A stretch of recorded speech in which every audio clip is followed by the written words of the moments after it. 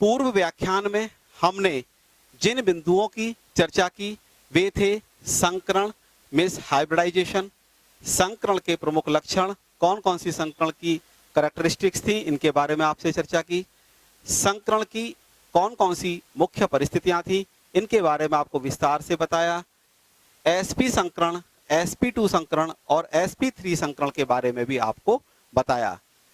जब किसी परमाणु का एक s तथा एक p परमाणु ऑर्बिटल परस्पर मिलकर समान ऊर्जा वाले दो नए sp संकर ऑर्बिटल बनाते हैं तो इस प्रक्रम को sp संकरण कहते हैं। इसका एग्जाम्पल आपको बताया था BeCl2 का। जब किसी परमाणु का एक s तथा दो p परमाणु ऑर्बिटल परस्पर मिलकर समान ऊर्जा वाले तीन नए संकृत ऑर्बिटल बनाते हैं तो इस प्रक्रम को sp2 संकरण कहते हैं। इसका एग्जाम्पल आपको बताया था BeCl3 का।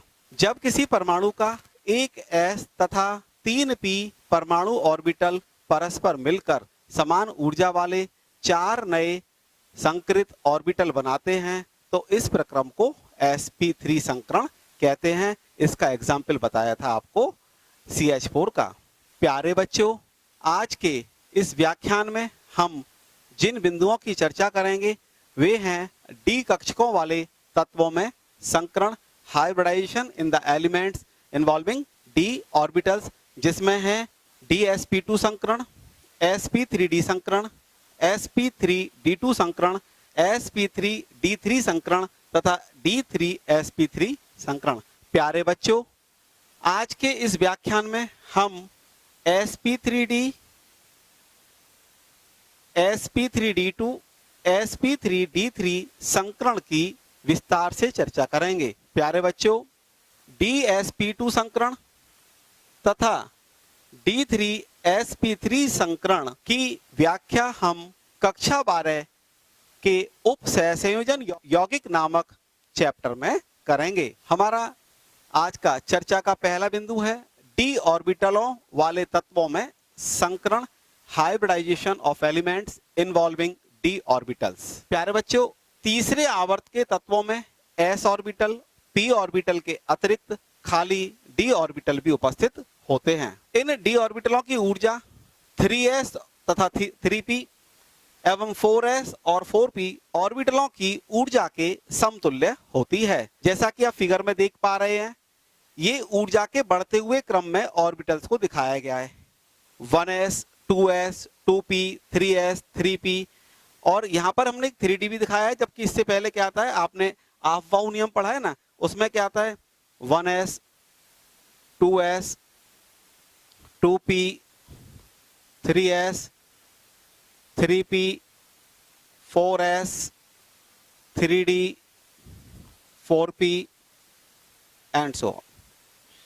प्यारे बच्चों, यहां पर आप देख सकते हैं कि जो 4s की एनर्जी होती है वो 3p से अधिक होती है और 3d की एनर्जी कैसी होती है, वो 4s से अधिक होती है। तो वही चीज यहां पर दिखाया हुआ है कि जो 4s की एनर्जी है वो 3d से कम है लेकिन 3p से अधिक है। तो 3d की जो एनर्जी है वो 4s तथा 4p और 3s और 3p के समतुल्य होती है, इक्विवेलेंट होती है। प्यारे बच्चों, 3p और 4s ऑर्बिटलों की ऊर्जा में अधिक अंतर होने के कारण 3p, 3d और 4s ऑर्बिटलों का संकरण संभव नहीं है। sp3d hybridisation. प्यारे बच्चों, जब किसी परमाणु का एक s, 3p तथा एक d परमाणु ऑर्बिटल परस्पर मिलकर समान ऊर्जा वाले 5 नए संकृत ऑर्बिटल बनाते हैं तो इस प्रक्रम को sp3d संकरण कहते हैं। जैसे कि आप देख सकते हैं, s पर एक ऑर्बिटल होता है, p पर ऑर्बिटल्स की संख्या 3 होती है और d पर ऑर्बिटल्स होते हैं 5।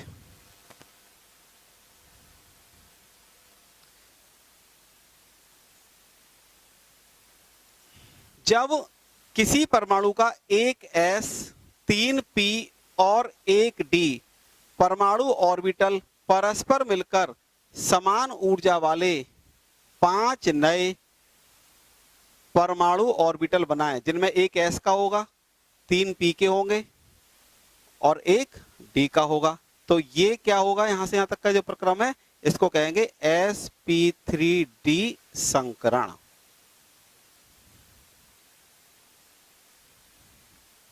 उदाहरण है PCl5, फास्फोरस पेंटा क्लोराइड। फास्फोरस का परमाणु क्रमांक 15 होता है।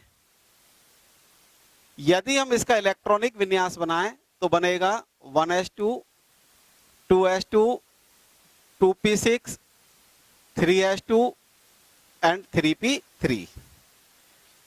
फास्फोरस की ग्राउंड स्टेट में जो हमारे पास इलेक्ट्रॉनिक विन्यास है उसमें क्या है, 3s2, 3p3। और इसके बाद हमारे पास क्या होता है, आपको अभी बताया था कि तीसरे आवर्त में 3s और 3p के अतिरिक्त 3d परमाणु ऑर्बिटल खाली होते हैं। तो यदि हम इसको खाली d ऑर्बिटल के रूप में दिखाएं तो 3s2, 3p3 और 3d 0। हम इलेक्ट्रॉनों की फिलिंग दिखाएं, 3s में 2 इलेक्ट्रॉन है तो एक इलेक्ट्रॉन ये आ गया और दूसरा इलेक्ट्रॉन ये आ गया। इसी प्रकार 3p में 3 इलेक्ट्रॉन एक एक करके हुंड के नियम के अनुसार बन जाएंगे, पहला इलेक्ट्रॉन, दूसरा इलेक्ट्रॉन और तीसरा इलेक्ट्रॉन। लेकिन यहां पर d में कोई भी इलेक्ट्रॉन नहीं है। जब फास्फोरस परमाणु उत्तेजित ऊर्जा अवस्था में जाता है तो s का ये जो s है इसका एक इलेक्ट्रॉन कहां चला जाता है, d में चला जाता है।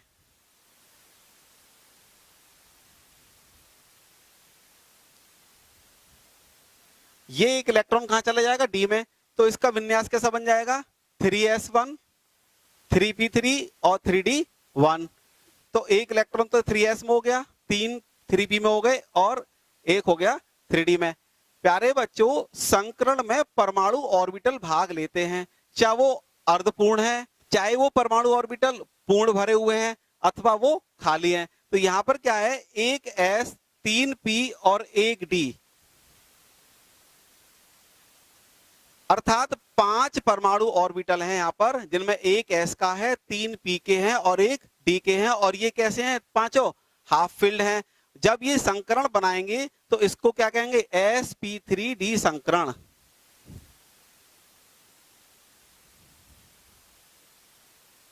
और इस प्रकार के प्राप्त ऑर्बिटल्स को कहते हैं sp3d संकृत ऑर्बिटल।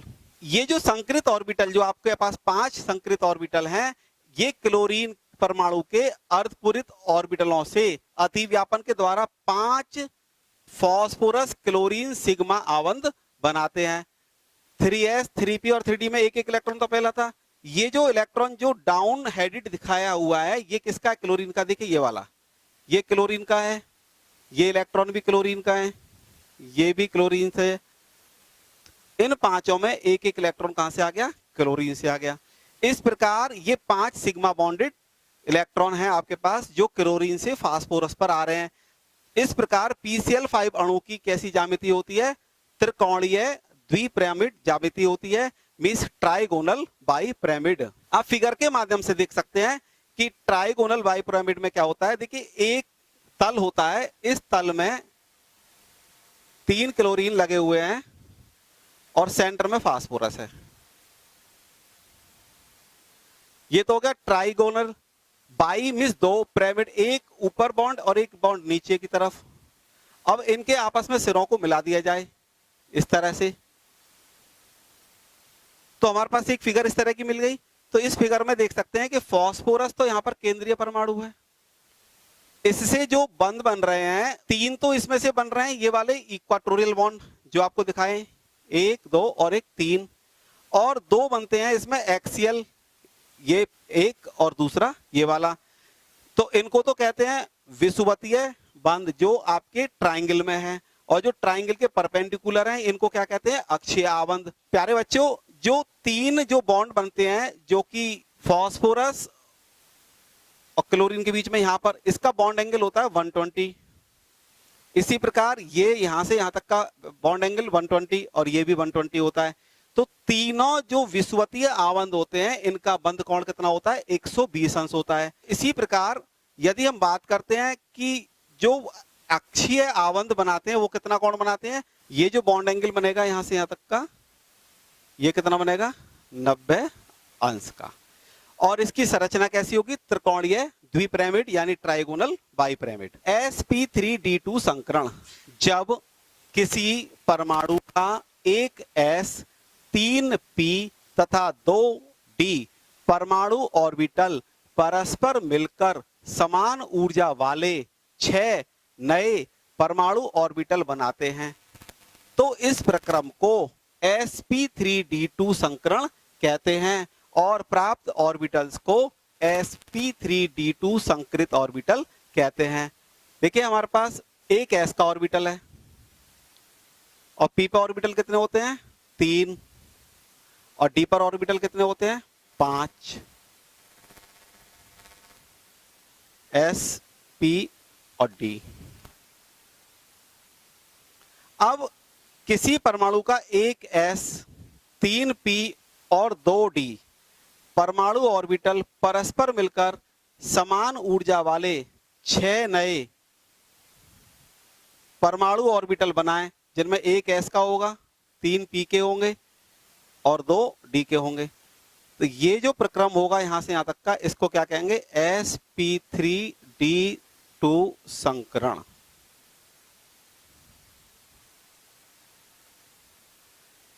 और प्राप्त ऑर्बिटल क्या कहलाते हैं sp3d2 संकृत ऑर्बिटल। उदाहरण है इसका SF6 सल्फर हेक्साफ्लोराइड।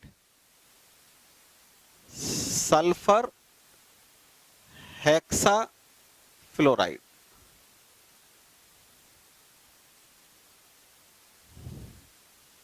सल्फर का परमाणु क्रमांक कितना होता है, सल्फर का परमाणु क्रमांक होता है 16 और इसका इलेक्ट्रॉनिक कॉन्फ़िगरेशन बना है 1s2 2s2 2p6 3s2 3p4।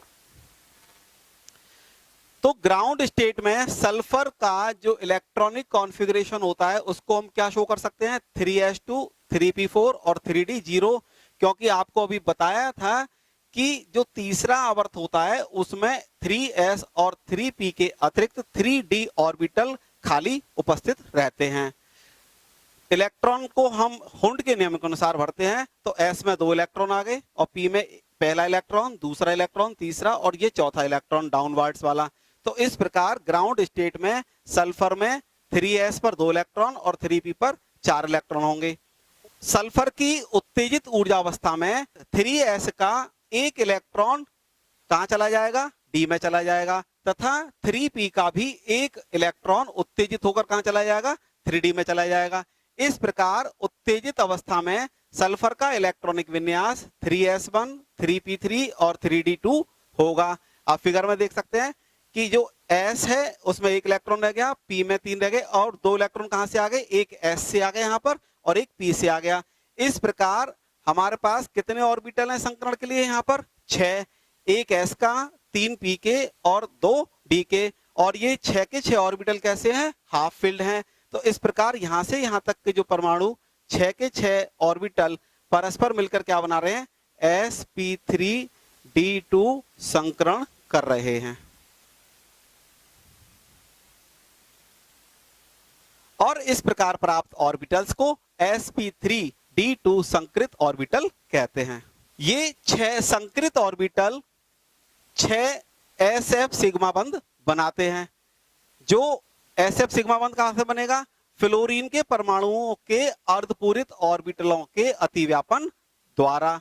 Figure में देख सकते हैं ये जो डाउन स्ट्रीम इलेक्ट्रॉन है वो फ्लोरीन का है, ये फ्लोरीन का इलेक्ट्रॉन है, ये भी फ्लोरीन का इलेक्ट्रॉन है, ये भी फ्लोरीन का। इसी प्रकार 6 ऑर्बिटल्स में 6 फ्लोरीन के इलेक्ट्रॉन्स हैं। और ये जो संकरण है sp3d2, प्यारे बच्चों आपको ध्यान रखना है संकरण परमाणु ऑर्बिटलों के मध्य होता है, ना कि इलेक्ट्रॉनों के मध्य। SF6 की ज्यामिति होती है वो होती है सम अष्टफलकीय या रेगुलर ऑक्टाहीड्रल। प्यारे बच्चों SF6 की ज्यामिति कैसी होती है, सम अष्टफलकीय यानी रेगुलर ऑक्टाहीड्रल। यह संरचना किस प्रकार की होती है आपको चित्र के माध्यम से दिखाते हैं। देखिए बच्चों, इसमें सल्फर केंद्रीय परमाणु है और इससे 4 फ्लोरीन विषवतीय बंध बनाते हैं और 2 फ्लोरीन इस पर अक्षीय बंध बनाते हैं। तो जब हम इन फ्लोरीन को इन कॉर्नर्स से मिला देंगे आपस में, तो हमें क्या प्राप्त हो जाएगी, एक समष्टफलकीय आकृति प्राप्त हो जाएगी। और वह आकृति कैसी होगी, वह आकृति कुछ इस प्रकार की होगी, जिसमें सल्फर केंद्रीय परमाणु और 6 फ्लोरीन एक समष्टफलक का निर्माण करेंगे। SF6 में जो विषुवतीय आबंध होते हैं वो 4 होते हैं और इनका बॉन्ड एंगल कितना होता है, 90 डिग्री।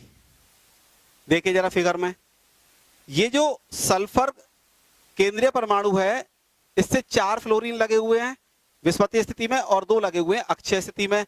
तो इसका जो विषुवतीय आबंध होता है वो कितना होता है, विषुवतीय आबंध ये दिखा रहा है ना आपको, इन वाले फ्लोरीन के बदले ये भी विषुवतीय आबंध है, ये भी विषुवतीय आबंध है, ये वाला भी है और ये वाला भी है।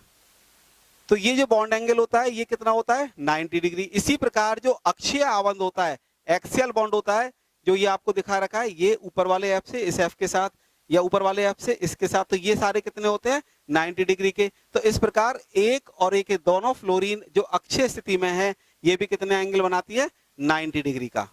SF6 में अक्षीय आबंध जो होता है SF, इसकी जो बॉन्ड लेंथ होती है SF बॉन्ड लेंथ अक्षीय स्थिति में कितनी होती है, 156.4 पिकोमीटर। जैसा कि आप चित्र में देख पा रहे हैं, ये सल्फर फ्लोरीन के बीच में अक्षीय आबंध बन रहा है, तो इसकी जो बॉन्ड लेंथ है कितनी होती है, 156.4 पिकोमीटर। प्यारे बच्चों, एक और एग्जाम्पल लेते हैं BRF5। BRF5 मींस ब्रोमीन पेंटा फ्लोराइड का। ब्रोमीन का परमाणु क्रमांक कितना होता है, 35। इसका इलेक्ट्रॉनिक कॉन्फ़िगरेशन बनाए तो क्या बनेगा, 1s2 2s2 2p6 3s2 3p6 4s2 3d10 4p5।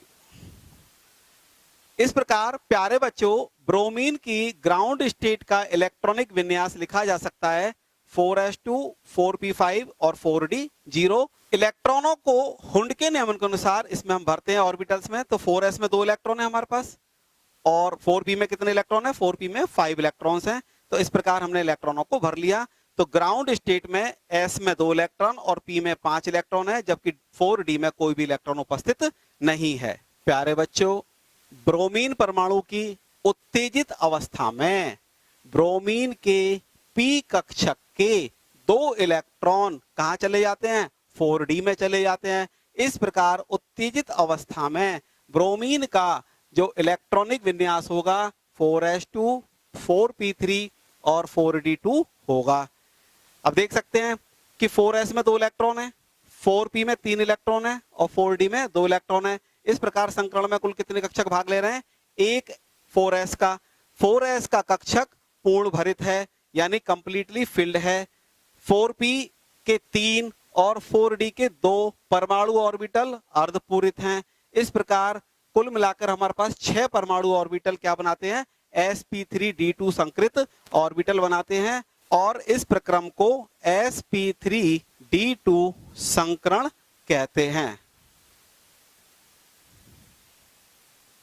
कि इसमें क्या होता है कि एक s ऑर्बिटल कैसा है, कंप्लीटली फिल्ड है। 3p और 2d के कैसे हैं, हाफ फिल्ड हैं। देखिए जरा चित्र में, अभी आपको बताया था इसमें एक s कंप्लीटली फिल्ड है और 3p और 2d कैसे हैं, हाफ फिल्ड है। इस प्रकार जो संकरण होगा वो 6 ऑर्बिटल्स के बीच में होगा। आपको बताया था संकरण में केवल परमाणु ऑर्बिटल भाग लेते हैं, चाहे वे परमाणु ऑर्बिटल पूर्ण भरित हैं अथवा अर्धभरित होते हैं। ये संकृत ऑर्बिटल फ्लोरीन परमाणुओं के अर्धपूरित ऑर्बिटलों से अतिव्यापन के द्वारा 5 BRF सिग्मा आबंध बनाते हैं। बच्चों फिगर में देखिए,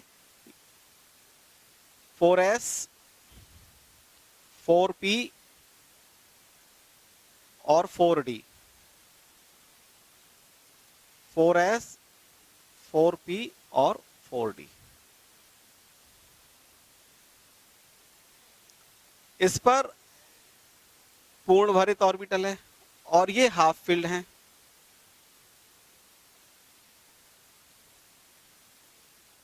अब फ्लोरीन के 5 इलेक्ट्रॉन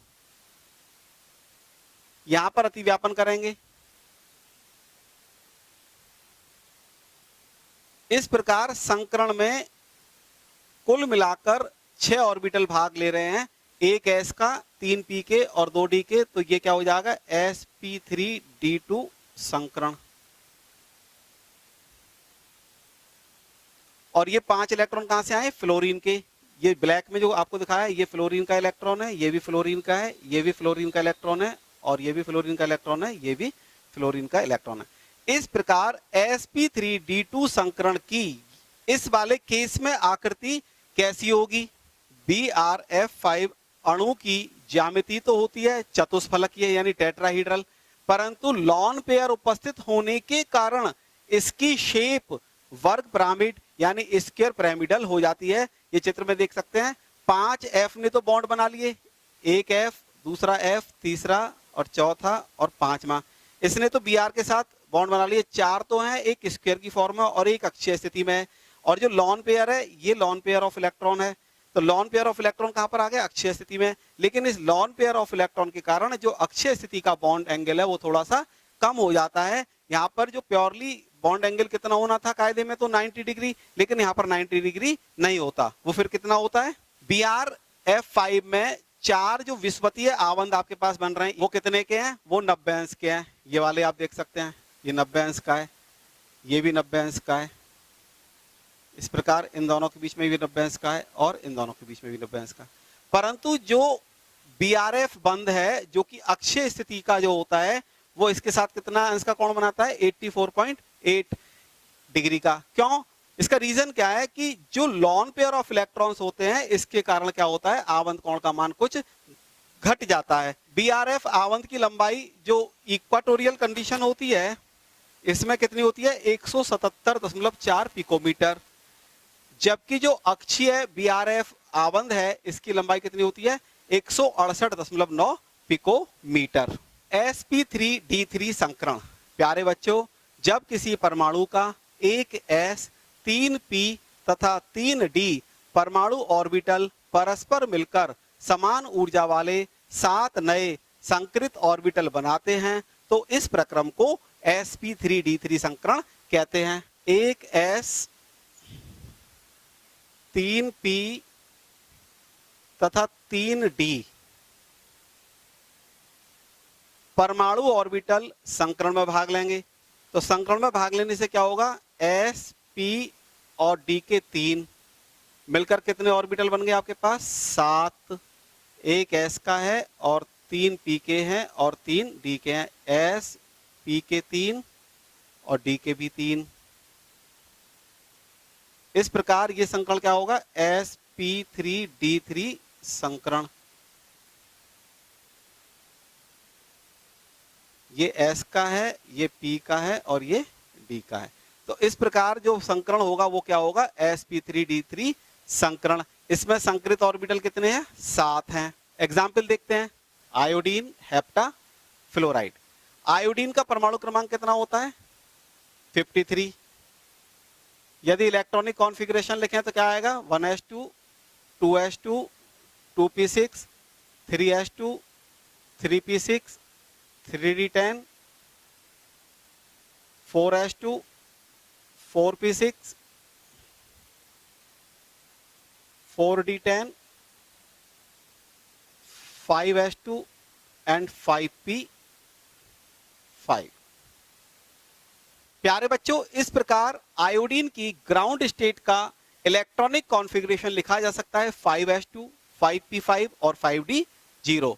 हम इलेक्ट्रॉन की फिलिंग दिखाएं। s में 2 इलेक्ट्रॉन है, p में 5 इलेक्ट्रॉन है और d में इस समय कोई भी इलेक्ट्रॉन नहीं है। आयोडीन परमाणु की उत्तेजित ऊर्जा अवस्था में s का 1 इलेक्ट्रॉन d में चला जाता है तथा p कक्षक के 2 इलेक्ट्रॉन d में चले जाते हैं। इस प्रकार उत्तेजित ऊर्जा अवस्था का इलेक्ट्रॉनिक विन्यास लिखा जा सकता है 5s1, 5p3 और 5d3। इस प्रकार संकरण के लिए उपलब्ध कक्षक कितने हैं हमारे पास? एक s का है, 3 p के हैं और 3 d के हैं। कुल मिलाकर हमारे पास 7 कक्षक क्या बनाएंगे? sp3d3 संकरण बनाएंगे। अर्थात यहाँ पर 7 ऑर्बिटल्स हाफ फिल्ड हैं ये संकरित ऑर्बिटल फ्लोरीन परमाणुओं के अर्धपूरित ऑर्बिटलों से अतिव्यापन के द्वारा 7 IF सिग्मा आवंत बनाते हैं। प्यारे बच्चों, फिगर में देख सकते हैं कि जो फ्लोरीन का अर्धपूरित जो ऑर्बिटल है वो यहाँ पर क्या करेगा, अतिव्यापन करेगा। तो इस प्रकार सातों ऑर्बिटल्स संकरित होकर sp3d3 संकरण प्रदर्शित करेंगे। इस प्रकार IF7 अणु की आकृति होती है और ज्यामिति होती है वो पंचकोणीय द्विपिरामिड यानी पेंटागोनल बाइपिरामिडल होती है।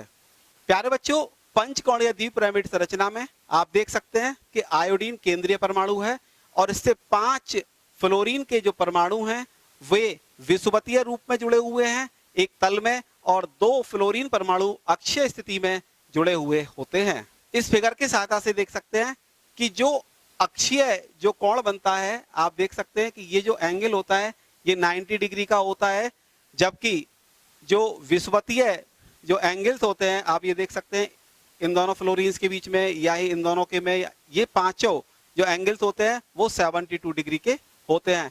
और जो विषुवतीय आवंत की जो लंबाई होती है 186 पिकोमीटर होती है। कितनी होती है? 186 पिकोमीटर होती है। जबकि जो अक्षीय आवंत होता है ये आप देख सकते हैं फिगर में, इसकी लंबाई कितनी होती है? 179 पिकोमीटर होती है। इस प्रकार IF7 की संरचना पंचकोणीय द्विपिरामिड होती है। Crash revision.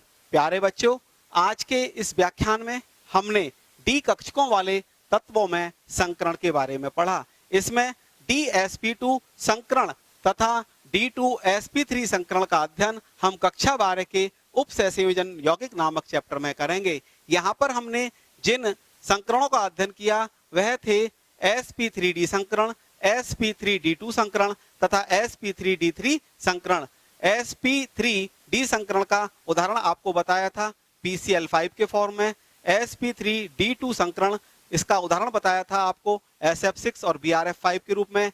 SF6 की आकृति बताई थी अष्टफलकीय तथा BRF5 की आकृति आपको बताई थी स्क्वायर पिरामिडल, जिसमें कि एक लॉन पेयर उपस्थित था। IF7 sp3d3 संकरण का उदाहरण था, इसकी आकृति कैसी थी? पंचकोणीय द्विपिरामिड। गृह कार्य। प्यारे बच्चों, इस व्याख्यान से संबंधित 3 प्रश्न आपको गृह कार्य के रूप में दे रहे हैं। पहला प्रश्न है जो कि NCERT का प्रश्न नंबर 4.38 है। PCl5 अणु में संकरण का वर्णन कीजिए। इसमें अक्षीय आवंत विषुवतीय आवंतों की अपेक्षा अधिक लंबे क्यों होते हैं? दूसरा प्रश्न है SF6 अणु में संकरण का वर्णन कीजिए। और तीसरा प्रश्न है IF7 अणु में संकरण का वर्णन कीजिए। प्यारे बच्चों, अगले व्याख्यान में हम आपसे आणविक कक्षक सिद्धांत अर्थात मॉलिक्यूलर ऑर्बिटल थ्योरी के बारे में विस्तृत रूप से चर्चा करेंगे। इस व्याख्यान में इतना ही। धन्यवाद।